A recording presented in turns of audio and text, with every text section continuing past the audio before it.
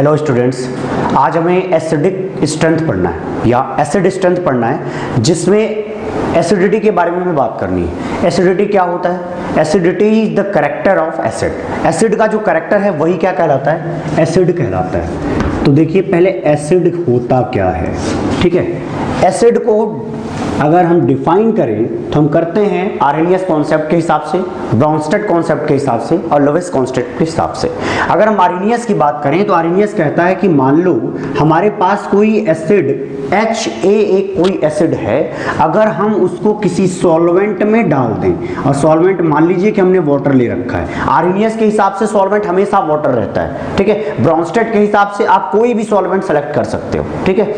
तो मान लो कि HA कोई एसिड था, जब ये HA एसिड ये तभी बोला जाएगा जब ये H+ प्रोवाइड कर दे किसी वाटर के कंटेंट को। तो क्या बोलेंगे इसको? अगर हम ऐसा लिखें H3O positive plus A negative, तो HA क्या है? एक एसिड है। क्यों? क्योंकि ये H+ प्रोवाइड कर दिया वाटर को, तो ये H3O पॉजिटिव बन जा रहा है। अब मान लीजिए कि हमारे पास दो एसिड थे, HA और HB, ठीक है।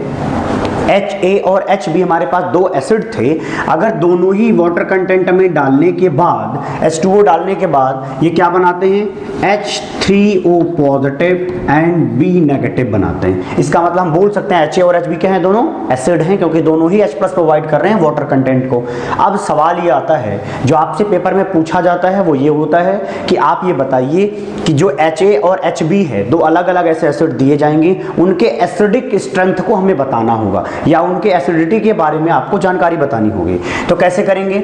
मान लेता हूं कि इस इक्विलिब्रियम कांस्टेंट में Ka1 है और इस इक्विलिब्रियम कांस्टेंट का नाम Ka2 है, ठीक है। यहां पर इक्विलिब्रियम कांस्टेंट क्या है? Ka1। अगर आप Ka1 लिखें तो उसमें क्या आएगा? कंसंट्रेशन ऑफ, अब आप यहाँ पे क्या लिख सकते हैं? Ka1 is directly proportional to concentration of A negative. इतना तो आपको पता होगा कि ये क्या लिखा? Ka1 is equal to concentration of H3O positive into A negative divide by HA। तो मैं सिर्फ इसी पॉइंट को लिख रहा हूँ कि Ka1 is directly proportional to concentration of A negative, ठीक है। और इसी तरीके से यहाँ पर Ka2 की बात की जाए तो Ka2 is directly proportional to B negative, ठीक है। तो ये दो पॉइंट मिला हमें, K1 K2, ठीक है। K1 और ये रहा K2।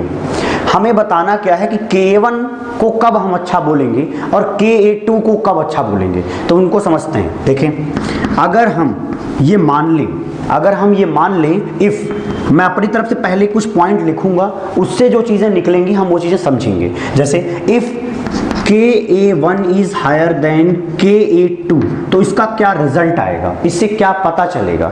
अगर हम ये मान लेते हैं कि भैया जो HA था वो एक अच्छा एसिड है, क्योंकि उसका Ka1 ज़्यादा है, उसका डिसोसिएशन कांस्टेंट अच्छा है, तो ये जल्दी टूटेगा, और जितना ज़्यादा टूटेगा ये फॉरवर्ड डायरेक्शन में उतना आगे जाएगा। ये उतना नहीं जा पाएगा क्योंकि इसकी वैल्यू कम है। तो इससे क्या निकल के बाहर आया? अब एक चीज़ देखिए, Ka1 ज़्यादा था, ठीक है, तो कंसंट्रेशन ऑफ A नेगेटिव भी ज्यादा हो रहा होगा, लेकिन ये रिस्पेक्टिव है किसके? Ka2 के। इसका मतलब कंसंट्रेशन ऑफ B नेगेटिव उतना ज्यादा नहीं है जितना ज्यादा A नेगेटिव है। इससे क्या पता चल रहा है कि A नेगेटिव एक स्टेबल कोई चीज बन रही होगी। अगर हम ये बोलें कि Ka1 ज्यादा है तो हम ये बोल सकते हैं कि स्टेबिलिटी ऑफ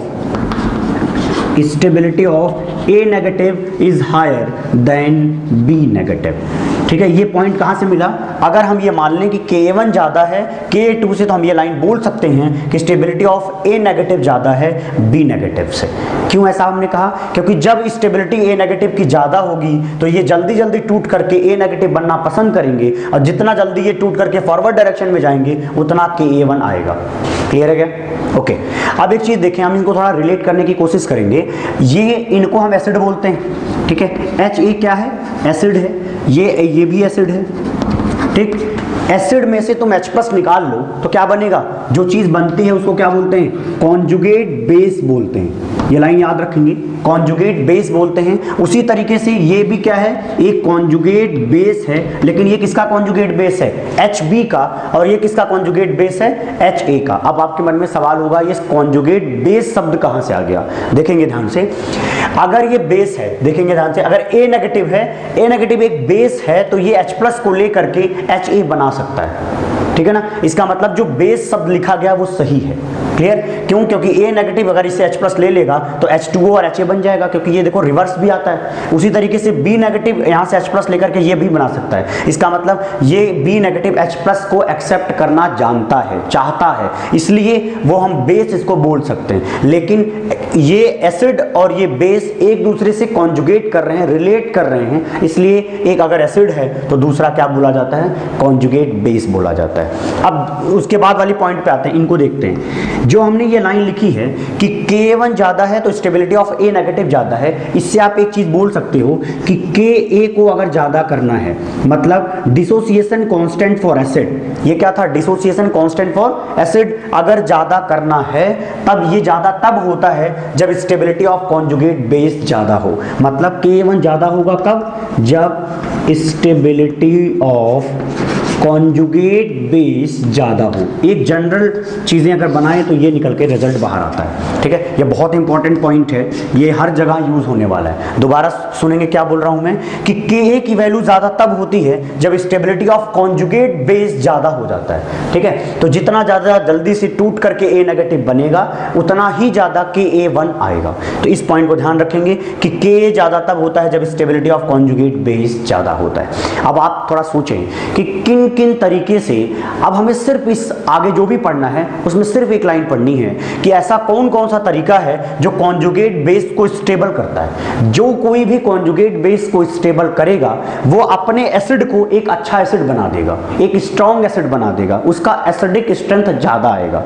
क्लियर है? ओके, एसिडिटी को समझने के बाद हम ऐसे फैक्टर्स की बात करने वाले हैं जो एसिडिटी को इन्फ्लुएंस करते हैं। तो क्या पढ़ना है? Factors affecting acidic strength. जो एसिडिक स्ट्रेंथ के पावर को कम या ज्यादा करता है वो कैसे होता है उनको समझते हैं। उनमें से पहला है इलेक्ट्रोनेगेटिविटी। जितने भी फैक्टर हम पढ़ने वाले हैं मैं पहले इसको बेसिसिटी में पढ़ा चुका हूं, बस अब उसी को एसिडिटी में कैसे लगाना है वो सिखा रहा हूं। तो इलेक्ट्रोनेगेटिविटी मैंने बताया हुआ कि इलेक्ट्रोनेगेटिविटी का कॉन्सेप्ट सिर्फ तब लगाना है जब एलिमेंट जो है सेम पीरियड के हो। मतलब सेम पीरियड का मतलब क्या हुआ? जब आप किसी पीरियोडिक टेबल में लेफ्ट टू राइट जाते हैं। ठीक है, जब किसी पीरियोडिक टेबल में आप लेफ्ट टू राइट जाएंगे किसी इलेक्ट्रोनेगेटिविटी का कॉन्सेप्ट लगता है। अगर आप लेफ्ट टू राइट जाएंगे तो इलेक्ट्रोनेगेटिविटी क्या होगी? बढ़ेगी। ठीक है, इतनी बात तो आपको पता होगी। अगर इलेक्ट्रोनेगेटिविटी बढ़ेगी, आप देखेंगे क्या उससे इलेक्ट्रॉन के जो भी स्टेबिलिटी है वो मिल पा रही है क्या? देखेंगे इनका एग्जांपल कहां लगाना है। अगर हम बात करें HF, ठीक है, H2O, ठीक है, और NH3 ले सकते हो, और CH3 इसका एग्जाम्पल बना दो, CH4 इसका एग्जाम्पल बना लो। ठीक है, अगर मान लो हमसे पूछा जाए कि इनमें आप बताइए कि सबसे ज्यादा अच्छा एसिड कौन सा है और उनका ऑर्डर बता दीजिए, तो आप कैसे जवाब देंगे ऐसे सवालों का? ध्यान से सुनेंगे। पहले आप क्या देंगे कि आप सोचिए कि जो भी चीज दी गई है उनमें से पहले हम क्या निकाल देंगे? H+। तो सब में से H+ निकालिए, सब में से H+ को घटा दीजिए, तो क्या बनेगा देखिए। क्योंकि हम जिस चीज को एसिड बोलने वाले हैं उसका अपना करैक्टर क्या है? H+ देने का। अगर इसने H+ दिया तो ये बनेगा क्या? F negative. अगर इन्होंने दिया तो क्या बनेगा? OH negative. यहां पर क्या बनेगा? NH2 negative. ठीक है, और यहां पर बनेगा CH3 नेगेटिव। और हमने थोड़ी देर पहले अभी पढ़ा था कि इनमें से जो ज्यादा स्टेबल होगा, ठीक है, जो ज्यादा स्टेबल होगा हम उन्हीं को ज्यादा अच्छा एसिड बोल देंगे। मान लो अगर F नेगेटिव ज्यादा स्टेबल हो गया तो HF क्या होगा? एक अच्छा एसिड होगा। चलिए देखते हैं। तो पहले हमें क्या समझ में आया कि यहाँ पर क्या है? फ्लोरीन, ऑक्सीजन, नाइट्रोजन और कार्बन। तो ये लोग कहाँ के मैटर सॉल्व करने वाले हैं हम?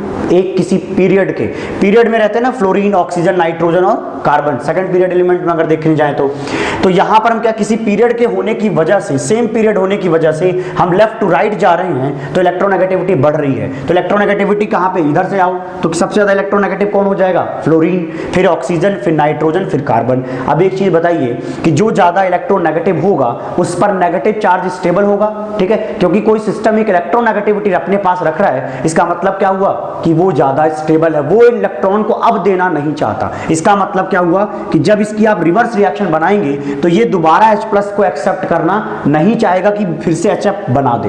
ठीक, तो हम क्या बोलेंगे कि F negative is most stable. तो पहले हम स्टेबिलिटी भी लिख लेते हैं। ठीक, तो आप देखेंगे stability, stability of conjugate, stability of conjugate base, stability of conjugate base, ये जो ऊपर लिखे गए हैं ये सब एसिड हैं और ये जो नीचे लिखे गए हैं उनके करस्पॉन्डिंग बेस हैं। तो सबसे ज्यादा स्टेबल कौन है? F नेगेटिव, फिर OH नेगेटिव, फिर NH2 नेगेटिव, फिर CH3 नेगेटिव। ऐसा हम क्यों बोल पा रहे हैं? क्योंकि इलेक्ट्रोनेगेटिविटी का यहाँ पर फैक्टर लग रहा है। अगर ये ज्यादा स्टेबल हैं, इसका मतलब ये चाहेगा HF टूट करके F नेगेटिव में कन्वर्ट होना। इसका मतलब सबसे ज्यादा अच्छा एसिड कौन होगा? HF एक ज्यादा अच्छा एसिड होगा with respect to H2O, with respect to NH3, with respect to CH4। तो शायद इलेक्ट्रोनेगेटिविटी का कॉन्सेप्ट आपको क्लियर हो गया होगा कि इलेक्ट्रोनेगेटिविटी का कॉन्सेप्ट तब लगाना है जब सेम पीरियड का एलिमेंट की बात की जाए। तो क्या बोलेंगे? जब लेफ्ट टू राइट जाएंगे तो इलेक्ट्रोनेगेटिविटी बढ़ेगी तो stability of conjugate base, stability of conjugate base भी बढ़ेगा, जिसकी वजह से एसिडिटी बढ़ेगी, जिसकी वजह से क्या बढ़ेगी? एसिडिटी या एसिडिक स्ट्रेंथ बढ़ेगा। तो ये चीजें याद रखेंगे। तो ये जो फैक्टर हैं ये हमें आने चाहिए, ठीक है। सब चीजों का एक एक्सप्लेनेशन है, उनको अपने दिमाग में इसको सेट करें, ठीक है। ओके, अब आते हैं नेक्स्ट पॉइंट पर। नेक्स्ट पॉइंट है साइज। साइज कैसे इन्फ्लुएंस करता है किसी एसिड के एसिड कैरेक्टर को, हम कैसे पता करेंगे? हमने लिखा है कि साइज जो होता है वो डिफरेंट पीरियड एलिमेंट में अप्लाई होता है। ये मैंने पहले भी बताया हुआ है। डिफरेंट पीरियड एलिमेंट में, जैसे मान लो मैं एक एग्जांपल अगर लूं कि मैं टॉप टू बॉटम में जा रहा हूं किसी पीरियोडिक टेबल में, पीरियोडिक टेबल के किसी पीरियड में मैं टॉप टू बॉटम जाऊंगा तो हमें साइज क्या मिलेगा? बढ़ता हुआ मिलेगा। जब हम टॉप टू बॉटम जाएंगे तो साइज क्या करेगा? इंक्रीज करेगा। अब देखिए साइज के इंक्रीज करने का क्या फर्क आएगा वो चीज हम एग्जांपल से समझेंगे। जैसे मान लीजिए कि मैं ले लूं HF, HCl, HBr और HI। हमसे पूछा गया कि आप इनके एसिडिक स्ट्रेंथ के बारे में बताइए कि सबसे ज्यादा अच्छा एसिड कौन सा होगा। तो इसका जवाब कैसे देंगे? तो पहले हमें क्या करना होगा? सब में से H+ हटाना होगा। H+ हटाएंगे तो क्या बनेगा? I negative. यहां से हटाएंगे तो क्या बनेगा? Bromine negative. यहां पे क्या बनेगा? Chlorine negative. और यहां पर बनेगा F नेगेटिव। अब सवाल वही आ गया कि जब F negative, Cl negative, bromine negative and I negative, इन सब में सबसे ज्यादा जो स्टेबल होगा वही इस रिएक्शन को आगे ले जाएगा और Ka की वैल्यू को ज्यादा कर देगा। अब ध्यान से सोचिए, इस पॉइंट को मैं पहले भी पढ़ा चुका हूं कि जब साइज बढ़ता है तो इलेक्ट्रॉन की डेंसिटी क्या हो जाती है? इलेक्ट्रॉन डेंसिटी घट जाती है। कहां पर? उस सिस्टम पर इलेक्ट्रॉन डेंसिटी घटेगी तो उसका क्या होगा? स्टेबिलिटी बढ़ेगी, स्टेबिलिटी बढ़ेगी। यहां पर हम इलेक्ट्रोनेगेटिविटी का कॉन्सेप्ट नहीं लगाएंगे। इलेक्ट्रोनेगेटिविटी का कॉन्सेप्ट यहां पर क्यों नहीं लगाएंगे? क्योंकि ये साइज का मैटर है। अगर साइज का मैटर है, क्यों? क्योंकि ये डिफरेंट पीरियड एलिमेंट में है, ये डिफरेंट पीरियड से बिलोंग कर रही है, ठीक है। तो अगर आप देखें तो सबसे बड़ा साइज किसका? आई का। अगर आई का साइज हम ये मान लें और फ्लोरीन का साइज हम ये मान लें, दोनों पर एक एक नेगेटिव चलाएं, ये आई है और ये फ्लोरीन है, आप सोच के बताइए इलेक्ट्रॉन डेंसिटी इस पर ज्यादा है या इस पर? इलेक्ट्रॉन डेंसिटी कहां पे ज्यादा मिलेगी? फ्लोरीन में। अगर फ्लोरीन ज्यादा इलेक्ट्रॉन डेंस होगा तो वो ज्यादा रिएक्टिव होगा। अगर वो ज्यादा रिएक्टिव होगा तो वो कम स्टेबल होगा। अगर कम स्टेबल होगा इसका मतलब क्या होगा कि दोबारा अगर इसको H+ मिल जाए तुरंत ही वो HF में कन्वर्ट हो जाएगा। इसका मतलब HI, HBr और HCl में HI ज्यादा एसिडिक होगा। क्यों? क्योंकि यहां पर इलेक्ट्रॉन डेंसिटी कम है, स्टेबिलिटी ज्यादा है, और स्टेबिलिटी ज्यादा है तो Ka की वैल्यू क्या होगी? ज्यादा आएगी। तो देख लीजिए I नेगेटिव के फेवर में सब कुछ आ रहा है। I का साइज बड़ा है, इलेक्ट्रॉन डेंसिटी यहां पर कम आ रही है। अगर इलेक्ट्रॉन की डेंसिटी कम आएगी तो क्या हो जाएगा कि स्टेबिलिटी बढ़ जाएगी किसके? कॉन्जुगेट बेस का। अगर कॉन्जुगेट बेस की स्टेबिलिटी बढ़ती है तो एसिडिटी क्या हो जाती है? इंक्रीज कर जाती है। तो ये साइज आप समझ गए होंगे कि साइज के फैक्टर को हमें कैसे लगाना है। H2O और H2S में अगर हमें बोला जाए कि एसिडिटी का ऑर्डर बताइए तो कैसे निकालेंगे, इनको समझने की कोशिश करेंगे। देखिए इसमें से आप H+ अगर हटाएंगे तो ये क्या बन जाएगा? सल्फर, और इस पर नेगेटिव चार्ज आएगा सल्फर पर, ऐसा, ठीक है। यहां से हमने क्या किया? H+ को हटा दिया। तो यहां से भी वही काम करते हैं, H+ को यहां से हमने क्या किया है? हटा दिया है। यहां से भी हम H+ को अगर हटा दें तो यहां पर क्या बनेगा? HO और इस पर नेगेटिव। जवाब आप तुरंत दे सकते हैं कि ऑक्सीजन पर नेगेटिव चार्ज है और सल्फर पर नेगेटिव चार्ज है, तो जो ज्यादा अच्छा स्टेबिलिटी शो कर पाएगा उसका करस्पॉन्डिंग एसिड उतना अच्छा होगा। तो सल्फर पर नेगेटिव चार्ज ज्यादा स्टेबल है। क्यों ज्यादा स्टेबल है? क्योंकि सल्फर की साइज बड़ी होगी, इससे जुड़ा हुआ हाइड्रोजन होगा, इस पर एक नेगेटिव चार्ज है। यहां पर ऑक्सीजन की बात करें तो ऑक्सीजन की साइज छोटी है और इस पर नेगेटिव चार्ज है। तो इलेक्ट्रॉन डेंसिटी यहां पर बहुत कम है। अगर कहीं पर इलेक्ट्रॉन की डेंसिटी कम है, हमने पहले भी पढ़ा रखा है कि चार्ज जितने कम होते हैं स्टेबिलिटी उतनी ज्यादा होती है। तो इसमें एक पॉइंट पर चार्ज बहुत कम मिलेंगे, लेकिन यहां पर इलेक्ट्रॉन की की डेंसिटी ज़्यादा होने की वजह से एक पॉइंट पर इलेक्ट्रॉन ज़्यादा मिलेंगे, इसलिए ये ज़्यादा स्टेबल होगा। अगर ये ज़्यादा स्टेबल हुआ, ये क्या है, कॉन्जुगेट बेस, और जिस भी एसिड का कॉन्जुगेट बेस ज़्यादा स्टेबल हुआ वो एसिड ज़्यादा एसिडिक हो जाएगा। ठीक है, ये तो हम पहले से भी जानते थे। अब इसको थोड़ा और रिलेट करते हैं कि आप डायरेक्टली एसिड को देख करके कैसे जज करेंगे। मान लीजिए कि H2O की बात करें तो H2O में एक ऑक्सीजन मैं बना देता हूं इससे, ठीक है, और अगर ये ऑक्सीजन को रिप्रेजेंट कर रहा है, मैं बगल में हाइड्रोजन को यहाँ पर ऐसे कनेक्ट कर लेता हूँ, यहाँ पर भी हाइड्रोजन को कनेक्ट कर लेता हूँ। ठीक है, ये हाइड्रोजन हमने ऐसे बना दिए हैं। और सल्फर की बात करें तो अगर मान लीजिए कि यहाँ पर एक बड़े साइज में सल्फर बना दूं और इनके बगल में हाइड्रोजन ऐसे इनके बगल में लगा दूं। ठीक है, अब समझेंगे हमने क्या लिखा हुआ है। ये जो बनाया है ये दोनों हाइड्रोजन है, ये H2S को रिप्रेजेंट कर रहा है और ये H2O को रिप्रेजेंट कर रहा है। ठीक है, अगर ऐसी बात है तो यहाँ पे देखिए, यहाँ पर इनके न्यूक्लियस होंगे, ये ऑक्सीजन का न्यूक्लियस है और ये हाइड्रोजन है, तो यहाँ पर देखिए बॉन्ड लेंथ इतनी छोटी आएगी, यहाँ पर भी बॉन्ड लेंथ इतनी छोटी आएगी, लेकिन यहाँ पर बॉन्ड लेंथ बड़ी होगी और यहाँ भी बॉन्ड लेंथ बड़ी होगी। मतलब यहाँ पर बॉन्ड लेंथ कितनी है, इतना आ रहा है और यहाँ पर इतना छोटा आ रहा है। तो आप बताइए बॉन्ड लेंथ कहाँ ज़्यादा है, इसमें। यहाँ पर क्या आ रहा है, बॉन्ड लेंथ ज़्यादा है, मतलब बॉन्ड स्ट्रेंथ कम होगी, मतलब ज़्यादा मजबूत कौन होगा, ऊपर वाला। क्यों, क्योंकि यहाँ पर बॉन्ड लेंथ क्या हो रही है, यहाँ पर बॉन्ड लेंथ कम आ रही है, इसीलिए इसका बॉन्ड स्ट्रेंथ ज़्यादा होगा। और जहाँ कहीं भी बॉन्ड स्ट्रेंथ ज़्यादा होगा उसको तोड़ना कठिन होगा। अगर ये टूटेगा ही नहीं, H+ जल्दी टूटेगा नहीं, तो वो इसमें जल्दी कन्वर्ट नहीं हो पाएगा। क्लियर है क्या।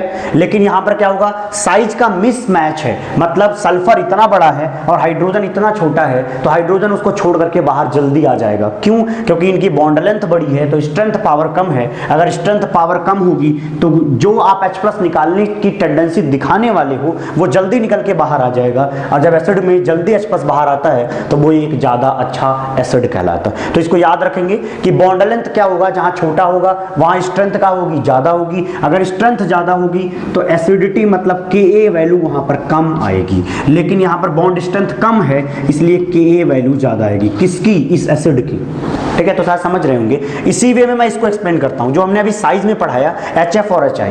ध्यान से समझिए। तो I को मैं इतना बड़ा बना देता हूँ इनके न्यूक्लियस के साथ, यहाँ पर क्या बना देता हूँ, हाइड्रोजन, यहाँ पर इनके न्यूक्लियस के साथ। सेम वे में हाइड्रोजन को ये F बना रहा हूँ और हाइड्रोजन यहाँ बना देता हूँ। अब ध्यान से समझेंगे, यहाँ पर लेंथ देखिए इतनी बड़ी है लेकिन यहाँ पर लेंथ बड़ी आ रही है। ठीक है, इनकी बॉन्ड लेंथ ज़्यादा है और जिसकी बॉन्ड लेंथ ज़्यादा आएगी, बॉन्ड लेंथ ज़्यादा आएगी, उसकी क्या होगी, बॉन्ड स्ट्रेंथ कम होगी। और जब बॉन्ड स्ट्रेंथ कम होगा तो ये जल्दी से H+ को छोड़ सकता है सॉल्यूशन के अंदर। तो बॉन्ड स्ट्रेंथ जितनी कम आएगी उसकी Ka वैल्यू उतनी ही ज़्यादा आनी चाहिए। यहाँ पर क्या है, यहाँ पर बॉन्ड लेंथ ही क्या हो रही है, छोटी हो रही है। अगर बॉन्ड लेंथ छोटी है किसके रिस्पेक्ट में, इसके, तो बॉन्ड स्ट्रेंथ क्या होगी, ज़्यादा। अगर बॉन्ड स्ट्रेंथ ज़्यादा होगी तो ये फ्लोरीन इस हाइड्रोजन को सॉल्यूशन के अंदर जल्दी छोड़ेगा नहीं। और जो HF, जो एसिड जल्दी H+ को नहीं छोड़ता वो एक बैड एसिड के अंदर आ जाएगा, उसकी Ka वैल्यू क्या हो जाएगी, कम हो जाएगी। तो शायद आप समझ पा रहे होंगे, 2 पॉइंट हमने पढ़ाया,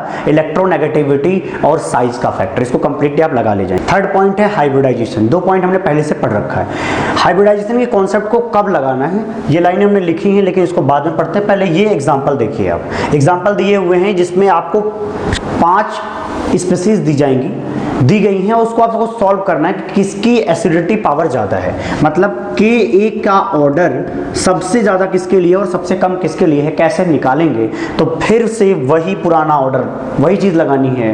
कैसे लगाएंगे, इन सब में से H+ हटा दीजिए। क्या हटा देंगे, सब में से H+ हटाइए। H+ हटाने के बाद में चेक करेंगे कि वहाँ पर क्या अंतर आ रहा है। चलिए यहाँ पर करते हैं। यहाँ पर अगर करेंगे तो क्या मिलेगा, यहाँ पर नेगेटिव चार्ज बनेगा। यहाँ से हम क्या करें, H यहाँ पर लिखा है, एक H यहाँ पे लिखा है। यहाँ से H+ तुम निकाल दो तो ये क्या निकलेगा, यहाँ पर नेगेटिव चार्ज आएगा और यहाँ पर ऐसा बन जाएगा। यहाँ से H+ निकालोगे तो क्या बनेगा, HC triple bond C negative, और यहाँ पर क्या बनेगा, डबल बॉन्ड CH2 नेगेटिव। ठीक है, यहाँ से निकालेंगे तो क्या बनेगा, CH2 double bond CH negative, और यहाँ से निकालने पर बनेगा CH3 CH2 नेगेटिव। ठीक है, हर जगह से हमने क्या किया, यहाँ से H+ हटाया, ये H+ हटाया, यहाँ से एक H+ हटाया, यहाँ से एक H+ हटाया और यहाँ से एक H+ हटाया।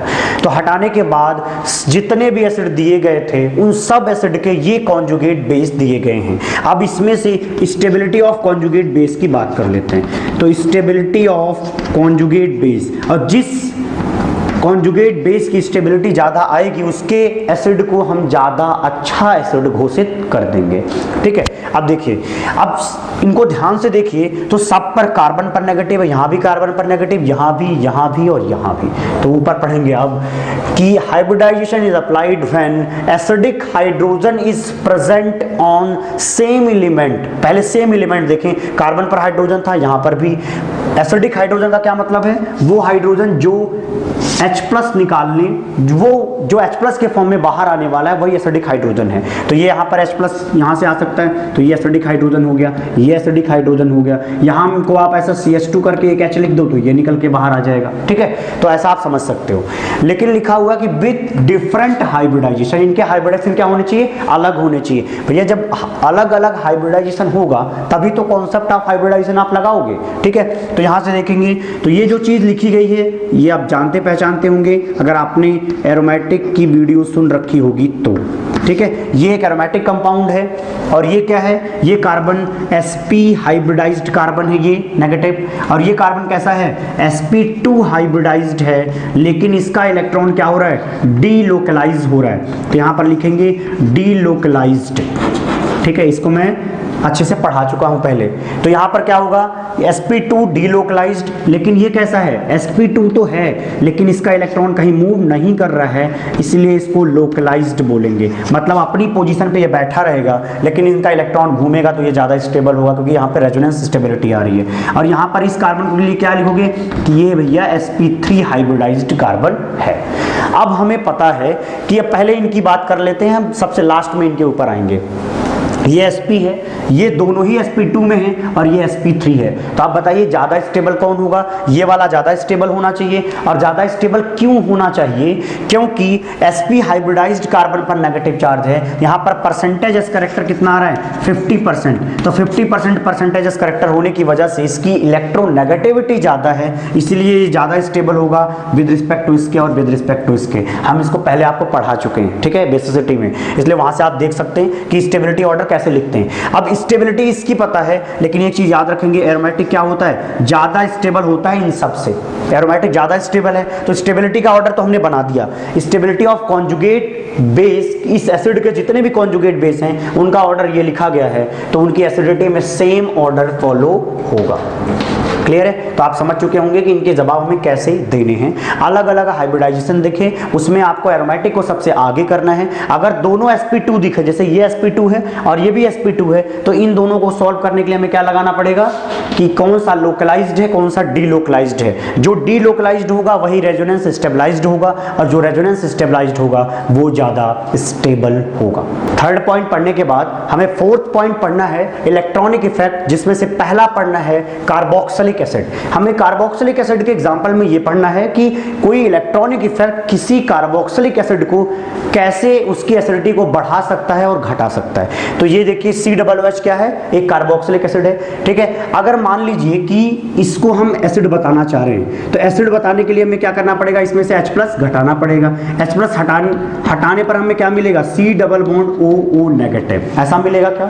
ठीक है, तो ये क्या होगा, ऐसा O नेगेटिव मिलेगा। मिलने के बाद देखिए ये O नेगेटिव यहां पर आएगा और इसका क्या एग्जिस्ट करने लग जाएगा, रेजोनेंस स्टेबलाइज्ड एक स्ट्रक्चर मिलेगा जो ऐसा मिलेगा। तो इसके दो स्ट्रक्चर मिल सकते हैं, एक ऐसा और एक ऐसा। तो ये क्या बनाया हमने, इससे H+ हटाया। तो इस पॉइंट को आप याद रखेंगे कि जो कोई भी एसिड बनाएंगे उस एसिड का एक कॉन्जुगेट बेस तैयार करेंगे। ये क्या होगा, एक एसिड होगा, ये क्या है, एक कॉन्जुगेट बेस है। ऊपर वाले एसिड का ये कॉन्जुगेट बेस है और ये जो कॉन्जुगेट बेस है उसके दो रेजोनेटिंग स्ट्रक्चर आ रहे हैं, एक ये आ रहा है और दूसरा रेजोनेटिंग स्ट्रक्चर ये आ रहा है। तो ये क्या हो रहे हैं, दो रेजोनेटिंग स्ट्रक्चर आ रहे हैं। इसका मतलब ये एक स्टेबल स्पीसीज है और आपका नेगेटिव चार्ज दोनों बार ऑक्सीजन पर जा रहा है और दोनों ही रेजोनेटिंग स्ट्रक्चर इक्विवेलेंट है। इसीलिए हम ये बोल सकते हैं कि कार्बोक्सिलिक एसिड एक अच्छा एसिड एसिड है विद रिस्पेक्ट टू, जैसे फिनॉल की बात की जाएगी वो मैं समझाऊंगा आगे कि कैसे फिनॉल से ज़्यादा एसिडिक है। फिलहाल आप इतनी पॉइंट को याद रखेंगे कि एक अच्छा एसिड है। अब देखिए, अगर हमें ये बोलना है कि हमारा ये कॉन्जुगेट बेस जो हमने इस एसिड से बनाया वो ज़्यादा स्टेबल है, तो आप बताइए कि इसको स्टेबल करने वाले लोग कौन होंगे। स्टेबिलिटी फैक्टर की बात कर लेते हैं। Stability factor for conjugate base of carboxylic acid कौन कौन से लोग हो सकते हैं। तो यहाँ पर पॉइंट देखें, अगर ये R माइनस आई हो, अगर ये R क्या हो, माइनस आई हो या माइनस M हो, तो ये ज़्यादा स्टेबल करेगा। लेकिन अगर ऐसा हुआ कि ये डिस्टेबल करने वाले लोग हो जाएं, तो हम यहाँ पर लिख सकते हैं अगला डिस्टेबिलिटी फैक्टर। क्या लिखेंगे, destability factor for conjugate base. Conjugate base के लिए कोई डिस्टेबिलिटी फैक्टर की बात की जाए तो यहां पर हम लिख सकते हैं प्लस M या प्लस I या प्लस हाइपर कॉन्जुगेशन।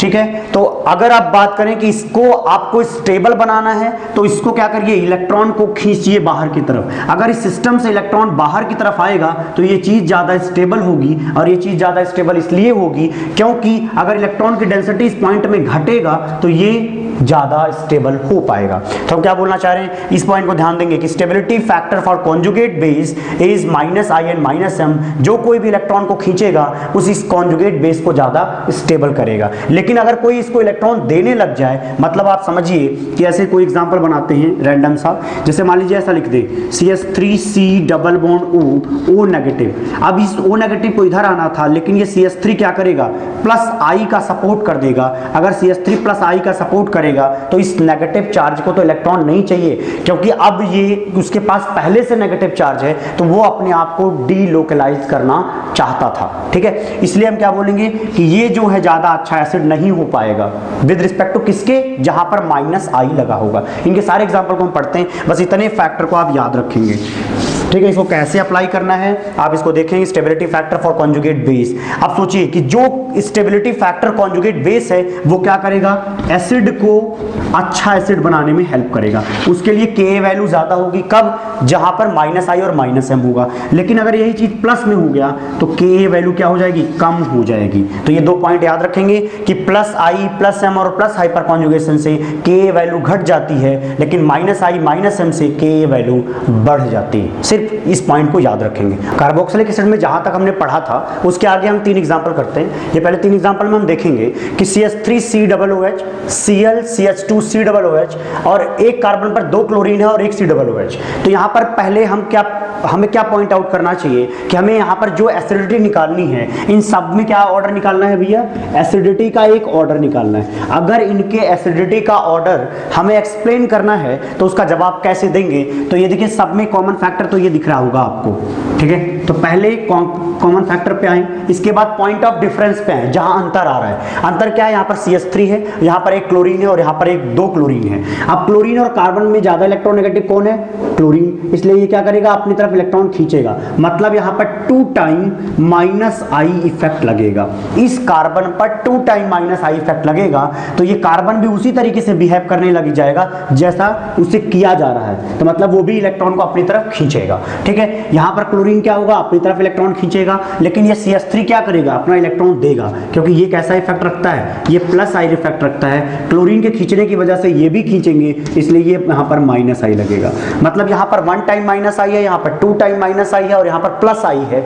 अगर ये प्लस आई से इलेक्ट्रॉन सपोर्ट करेंगे इस हाइड्रोजन को, तो ये दोनों बॉन्ड जल्दी टूटेंगे नहीं, क्योंकि इनकी तरफ इलेक्ट्रॉन बढ़ रहा है, तो यहाँ टूटेगा नहीं। ठीक है, या आप इसको जवाब देना चाहें तो इसको आप तोड़ लीजिए, यहाँ से H+ हटाइए, हटाने के बाद जो बनाएंगे वो बनेगा CH3C double bond OO negative. अब यहाँ पर देखिए, जब ये नेगेटिव आप इधर की तरफ बढ़ाएंगे, ध्यान से समझेंगे, यहाँ ऑक्सीजन पर क्या है, नेगेटिव चार्ज है, मतलब यहाँ पर इलेक्ट्रॉन डेंसिटी पहले से मौजूद है। अगर यहाँ इलेक्ट्रॉन डेंसिटी और तुम उस पर और इलेक्ट्रॉन डेंसिटी बढ़ा दोगे प्लस आई को यूज करके, तो ये अच्छी बात नहीं है उस कॉन्जुगेट बेस के लिए। क्यों, क्योंकि यहाँ पर इलेक्ट्रॉन डेंसिटी जितनी ज्यादा होगी डिस्टेबिलिटी उतनी ज्यादा होगी, वो ज्यादा स्टेबल नहीं होगा। अगर ये ज्यादा स्टेबल नहीं होगा तो ये एक अच्छा बेस नहीं हो पाएगा, एक अच्छा एसिड नहीं हो पाएगा। तो ये अच्छा एसिड नहीं है, लेकिन ये थोड़ा उससे अच्छा एसिड है। कैसे देखेंगे, अगर हम इसको COO नेगेटिव बनाएं और यहाँ पर जो कार्बन जुड़ा है उस पर क्लोरीन जोड़ दें, तो अगर ये इलेक्ट्रॉन इधर खींचा जाएगा तो इधर भी इलेक्ट्रॉन मूव करके इधर आएंगे। इसका मतलब यहाँ पर इलेक्ट्रॉन की डेंसिटी बाई इंडक्टिव इफेक्ट थोड़ा थोड़ा घट जाएगी, तो ये ज़्यादा स्टेबल होगा।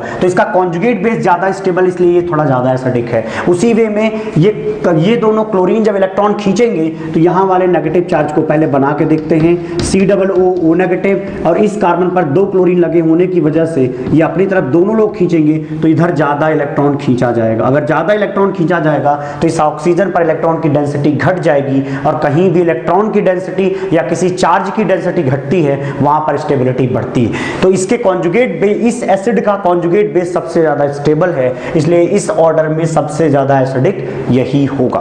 क्लियर है? ओके, नेक्स्ट पॉइंट पे आते हैं। ये तो आप देखते ही समझ जाएंगे। यहाँ पे फ्लोरीन लगा है, यहाँ पर क्लोरीन लगा है, और इसमें C∧N लगा है, और हमें पता है कि -I के ऑर्डर में, -I का ऑर्डर जो होता है उसमें C∧N आगे होगा, फिर फ्लोरीन होगा, फिर क्लोरीन होगा। अगर आपको ये ऑर्डर पता ना हो कैसे निकालते हैं तो इसके लिए आप पिछली वीडियो देख सकते हैं। यहाँ पे देखेंगे CN सबसे ज़्यादा अच्छे तरीके से इलेक्ट्रॉन को खींचेगा, ये सबसे उसके बाद खींचेगा। इसको अगर इसका मतलब हम इसको 1 मान लें, इसको सेकंड मान लें, इसको थर्ड मान लें, तो Ka का ऑर्डर क्या होना चाहिए? वो वही -I का ऑर्डर होना चाहिए, क्योंकि हमने बताया था कि -I का ऑर्डर और -M के ऑर्डर के हिसाब से Ka बढ़ जाता है। तो यही ऑर्डर लिखेंगे तो सबसे ज़्यादा आगे कौन आएगा? फर्स्ट, फिर कौन आएगा? थर्ड, फिर आएगा सेकंड। ठीक है, तो इसमें से कुछ भी रटना नहीं है, अच्छे तरीके से आप समझ सकते हो केवल -I के ऑर्डर में। सेम वे में यहाँ ये लिखा है, यहाँ पर लिखा है CS3 COOH, और यहाँ लिखा है ये भी क्या है? CS3, और ये क्या है? CS3। अब यहाँ पर देखिए पहला दिया हुआ है फॉर्मिक एसिड, जहाँ पर सिर्फ हाइड्रोजन है, फिर ये एसिटिक एसिड हो जाएगा। तो एसिटिक एसिड क्या करेगा? ये +I शो करेगा इसका CS3। यहाँ पर और अच्छे तरीके से +I जाएगा, इसका बहुत ही अच्छा +I है, यहाँ भी +I है, और यहाँ पर कोई भी इफेक्ट नहीं आ रहा है। इसका मतलब क्या हुआ? इस हाइड्रोजन के रिस्पेक्ट में ये इलेक्ट्रॉन आगे की तरफ जाएगा। और याद रखेंगे किसी एसिडिक हाइड्रोजन को इलेक्ट्रॉन नहीं चाहिए होता है, उससे इलेक्ट्रॉन खींचना चाहिए हमको। तो अगर ये इलेक्ट्रॉन देंगे तो ये ज्यादा डिस्टेबल करेंगे। तो सबसे ज्यादा एसिडिक कौन हुआ? ये। क्यों? क्योंकि +I के इफेक्ट लगाने के बाद Ka की वैल्यू क्या हो जाती है? घट जाती है। जितना ज्यादा इलेक्ट्रॉन आप किसी एसिड की तरफ ले जाओगे, किसी भी एसिड की तरफ जितना ज्यादा इलेक्ट्रॉन लेके जाओगे वो उतना ज्यादा डिस्टेबल होगा। अगर ये डिस्टेबल होगा तो एक अच्छा एसिड नहीं बना पाएगा। क्लियर है? ये ज़्यादा अच्छा एसिड होगा क्योंकि यहाँ पर +I का इफेक्ट नहीं लग रहा है। ठीक है, अब फोर्थ क्वेश्चन करेंगे। क्वेश्चन में क्या लिखा हुआ है कि ये 3 एसिड दिए गए हैं, इनके बोलना है कि Ka के ऑर्डर बताइए कि सबसे ज़्यादा अच्छा एसिड कौन होगा, इसको कैसे एक्सप्लेन करेंगे। तो जैसा कि हम जानते हैं इन सब में से हमें क्या करना चाहिए? H+ निकाल देना चाहिए। अगर H+ यहाँ से निकालें तो क्या बनेगा? जो चीज़ बन रही है उसको लिखेंगे C∧O नेगेटिव, और यहाँ पर क्या बनेगा? CH2H, मतलब ये CS3 ही लिख रहा हूँ मैं। फिर यहाँ पर हम नेक्स्ट पॉइंट में क्या लिख सकते हैं? C∧O नेगेटिव, और अगला हो सकता है NO2, ये हो जाएगा NO2, और यहाँ पर क्या बना देंगे? नेक्स्ट सिर्फ और सिर्फ ये क्या है? Benzoic acid. तो बेंजोइक एसिड में क्या ऐसा ग्रुप लगा दिया जाए कि एसिडिटी बढ़ जाए, या क्या ऐसा ग्रुप लगा दिया जाए कि घट जाए, उसी को हम इसमें देखने वाले हैं। तो ये बेंजोइक एसिड है, यहाँ से H को हटाएंगे तो क्या बनेगा? Negative charge. अब ध्यान से देखिए, इन सबके हमने कॉन्जुगेट बेस बना लिए हैं। अब कॉन्जुगेट बेस जो सबसे ज्यादा स्टेबल होगा उसी की एसिडिटी को ज्यादा बोल देना है। तो बहुत ही आसान सा है, देखेंगे कैसे इसको निकालते हैं। NO2 क्या होगा? NO2 एक अच्छा -I ग्रुप है और बहुत ही अच्छा -M ग्रुप है। ठीक है, और उसी तरीके से यहाँ पर क्या होगा? इसका अच्छा हाइपर कॉन्जुगेशन और +I दोनों लगेगा। तो CS3 का हाइपर कॉन्जुगेशन और +I देख लेंगे, यहाँ पर कोई ग्रुप लगा नहीं हुआ है। अब एक चीज सोचिए, ये इलेक्ट्रॉन को फ्लो करके ऊपर की तरफ ले जाएंगे। अगर ये इलेक्ट्रॉन, ये नहीं लगाएंगे क्योंकि ये कब लगाते हैं? डायपोल मोमेंट में। तो ये क्या कर रहे हैं? इलेक्ट्रॉन को फ्लो करा के ऊपर ले जा रहे हैं। अब सोचिए अगर ये इलेक्ट्रॉन ऊपर जाएगा तो इधर की तरफ इलेक्ट्रॉन डेंसिटी बढ़ेगी। अगर इलेक्ट्रॉन डेंसिटी बढ़ेगी तो स्टेबिलिटी घट जाएगी। ठीक है, और यहाँ पर क्या होगा? NO2 क्या कर रहा है? -I का मतलब क्या होता है? इलेक्ट्रॉन को इस रिंग से बाहर की तरफ खींचेगा, इसका मतलब इलेक्ट्रॉन नीचे की तरफ आएगा। अगर इलेक्ट्रॉन नीचे की तरफ आएगा तो इस ऑक्सीजन पर इलेक्ट्रॉन की डेंसिटी क्या होगी, घट जाएगी। अगर यहाँ पर इलेक्ट्रॉन की डेंसिटी घटेगी तो इसका मतलब ये स्टेबल बनेगा। अब यहाँ पर देखिए, तो इसकी के रिस्पेक्ट में देखना है, तो सबसे ज्यादा इलेक्ट्रॉन खींचा कहाँ जा रहा है, नीचे की तरफ, इसमें। इसका मतलब ये सेकंड मान लेते हैं, इसको फर्स्ट बोल देते हैं और इसको थर्ड बोल देते हैं। अगर के का ऑर्डर हमें लिखना है, किसका ऑर्डर लिखना है, के का ऑर्डर लिखना है, तो सबसे ज्यादा आगे कौन आएगा उसको बताने के लिए सबसे ज्यादा स्टेबल कौन होगा, सबसे ज्यादा स्टेबल ये होगा। क्यों? क्योंकि यहाँ पर माइनस आई और माइनस एम दोनों इलेक्ट्रॉन को नीचे खींच रहे हैं, तो यहाँ पर इलेक्ट्रॉन की डेंसिटी कम हो रही है। तो जो स्टेबिलिटी का ऑर्डर होगा वही उसकी एसिडिटी का ऑर्डर होगा, मतलब सेकंड सबसे आगे आएगा, इसके बाद पहला आएगा। क्यों? क्योंकि इसमें कोई भी ऐसा नहीं है जो इलेक्ट्रॉन को इस ऑक्सीजन की तरफ भेज रहा हो। लेकिन इसमें देखिए, इसमें तो इलेक्ट्रॉन कहाँ जा रहा है, ऑक्सीजन के बगल में जा रहा है। अगर ऑक्सीजन की तरफ जाएगा तो यहाँ पर इलेक्ट्रॉन डेंसिटी ज्यादा होगी, तो डिस्टेबिलिटी आएगी, स्टेबिलिटी कम हो जाएगी। इसका मतलब ये देखिए कितना आसान था।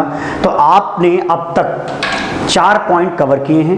पहला हमने एसिडिटी में पढ़ा दिया है इलेक्ट्रोनेगेटिविटी, सेकंड पॉइंट था साइज, थर्ड पॉइंट था हाइब्रिडाइजेशन और फोर्थ पॉइंट हमने पढ़ा इलेक्ट्रॉनिक इफेक्ट। ठीक है, अगले वीडियो में मिलते हैं इलेक्ट्रॉनिक इफेक्ट में ही, लेकिन इलेक्ट्रॉनिक इफेक्ट अब फिनॉल के अंदर पढ़ेंगे। ओके।